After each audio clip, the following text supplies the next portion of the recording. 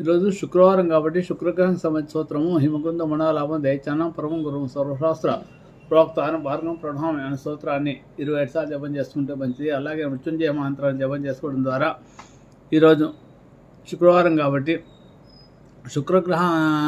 శుక్రాచార్య వద్ద మృత సంజీవని జరుగుతుంది కాబట్టి ఈరోజు మీరు మృత్యుంజయ మంత్రం జపం చేసుకోవడం ద్వారా ప్రతి లిక్విడ్ క్యాష్కి ఇబ్బంది లేకుండా ఉంటుంది. అలాగే ఈరోజు ఆరుద్ర నక్షత్రం కాబట్టి అర్ధకాయం మహావీరం చంద్ర ఆదిత్య విమర్దనం సింహికాగర్భ సంభూతం తం రాహుం ప్రణమామ్య అనే స్తోత్రాన్ని 27 సార్లు జపం చేసుకోవడం ద్వారా రాహుగ్రహ దోషాలతో ఇవాళ అమావాస్య పితృతర్పణాలు తల్లిదండ్రులు లేని వాళ్ళు పితృతర్పణాలు విడవాలి.